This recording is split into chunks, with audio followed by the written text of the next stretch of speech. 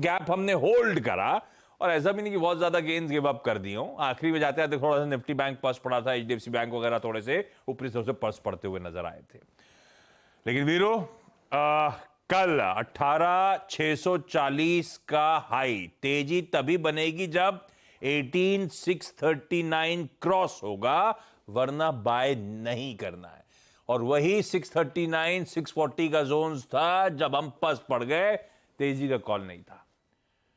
सटीक रहा, एकदम लेवल टू लेवल मैच करा है। ऐसे में अब अप्रोच क्या रखना है हमें भारतीय बाजारों में आज के लिए, मंगलवार के दिन? गुड मॉर्निंग आशीष। देखिए, वो अप्रोच इसलिए थी क्योंकि अभी हम कैश डिफिसिट थे और वो एक बहुत स्ट्रॉन्ग सप्लाई जोन था। बहुत मोमेंटम में नहीं है बाजार आशीष, याद रखिएगा, मोमेंटम में नहीं है। जिस प्रकार की प्रॉपर्टी यूएस मार्केट की नीरज जी ने यूएस मार्केट की डिफाइन की, एग्जैक्टली कुछ हद तक हमारा भी वैसा ही है। मोमेंटम में नहीं है और हमारी तेजी को स्पॉन्सर करने वाले एफआईएस जो है अभी कैश में थोड़ा डिफिसिट में आ गए हैं, वो सेल साइड पे आ गए हैं।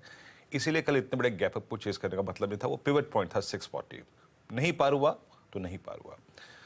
बट दूसरी चीज इस क्लोजिंग की महत्वपूर्ण थी कि कोलैप्स भी नहीं हुआ। हमारी अप्रोच क्या थी कि 590 के नीचे अगर सस्टेन करने लगे निफ्टी स्पॉट, प्लीज लेके आइएगा स्पॉट, तो हम शॉर्ट भी करेंगे। बट वो 590 का जोन यानी वो सरेंडर भी नहीं हुआ।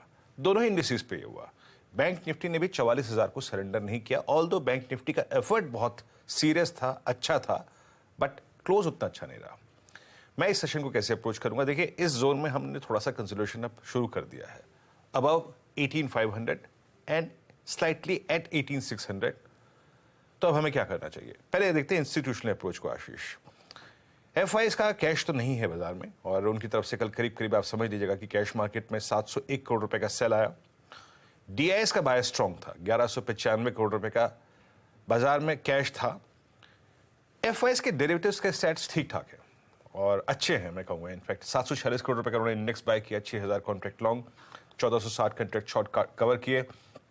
स्टॉक फ्यूचर्स में 1400 करोड़ रुपए की बाइंग, 17,000 कॉन्ट्रैक्ट शॉर्ट कवर किए। और इंडेक्स ऑप्शंस के सेट्स थोड़े से और एडवांटेज दे रहे हैं, पॉजिटिव साइड पे हैं। क्यों? 1 लाख कॉल है, इसके अगेंस्ट 86,000 कॉल शॉर्ट है सिर्फ, और 1 लाख पुट लॉन्ग के अगेंस्ट लगभग 1,28,000 पुट शॉर्ट है। बहुत दिनों बाद एक भारी क्वांटम में पुट शॉर्ट आई है, यानी पुट शॉर्ट यानी बेस, पुट शॉर्ट यानी बाजार ने इस रेंज में अपना बेस ढूंढा है, समर्थन ढूंढा है। लेके आइए निफ्टी की कॉल्स और पुट्स। निफ्टी की कॉल्स और पुट्स पे आशीष अभी भी याद रखिएगा 18,600 700, ये 100 पॉइंट एक बहुत ट्रबल जोन है, बहुत ट्रबल जोन है। इसको हमें निकालने के लिए, इसको बाइसेक्ट करने के लिए हमें किसी ट्रिगर की जरूरत है। वो क्या है? पॉलिसी के बाद, वो पॉलिसी का वर्डिक्ट होगा मेरे को नहीं मालूम, but still it's a huge supply zone. 18,600 700 नीचे 18,500 की पुट करीब 1,70 लाख का आउटस्टैंडिंग होल्ड करती है, जो कि एक इंपॉर्टेंट पेस होगा। पहले स्क्रीन पे जरा लेके आइए पिरामिड्स, और पिरामिड्स में आपको दिखाई देगा कि जो बात मैं कह रहा था ना कि एफआईएस ने 1,28,000 पुट शॉर्ट की है, उस पुट शॉर्ट का सिग्निफिकेंस, इसकी इंपॉर्टेंस ये है कि ये जो लाइट ब्लू कैंडल्स है ना आशीष, 500 और 600, 18,500 और 600 आपको स्क्रीन पे विजिबल है कि एक स्ट्रॉन्ग बेस के तौर पे काम करेगा। और ऊपर 18,600 18,700 एक कॉल राइटर्स का जोन है। अभी भी हमें यही क्लस्टर मिल रहा है ट्रेड करने के लिए, इसके बाहर जाने का संकेत हमें कोई नहीं मिल रहा है। बेस 1 लेके आइए, थोड़ा डिफाइन करने की कोशिश करता हूं। देखिए, आज एसजीएक्स निफ्टी में एक डिप है हमें रिवॉर्ड तलाशना पड़ेगा अपना। 18,561 एक पिवट पॉइंट है इंट्राडे में, उस पर नजर रखिएगा। और 526 ये पहला बेस मिले तो डेफिनेटली बाय करिएगा। मैं शॉर्ट तब तक नहीं हूं जब तक कि हमारा बेस 2 नहीं टूटेगा। बेस 2 क्या है? 18,477 is exactly rising 10 day exponential moving average. वो निफ्टी का लोअर एज है, लोअर बाउंड्री है। मैं तब तक शॉर्ट नहीं करूंगा। मैं फर्स्ट बेस के आसपास, ऑप्शन बेस है, टेक्निकल बेस है, पिवट पॉइंट है, के आसपास बाय करना चाहूंगा। और याद रखिएगा, अभी भी जैसे कि मैंने डिफाइन किया, 18,600 700 पे बड़े कॉल राइटर्स हैं। आपके पास रिवॉर्ड खुला है 18,643 681 तक का। मतलब अगर 643 पार हुआ तो ठीक है, अदरवाइज यहां भी आप प्रॉफिट बुक कर सकते हैं, जो आप ट्रेड लोअर साइड पे लें।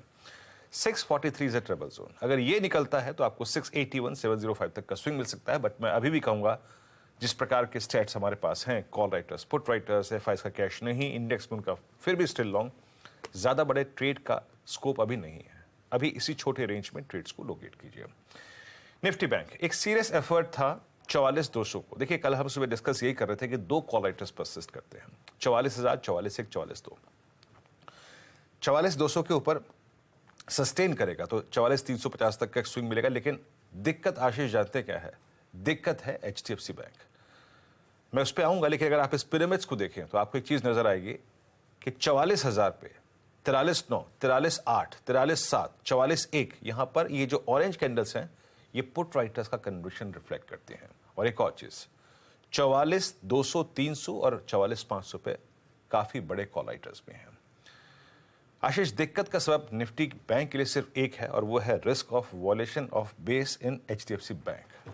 1600, 1590 टूटा तो एचडीएफसी बैंक हमारे लिए एक सीरियस प्रॉब्लम क्रिएट करेगा।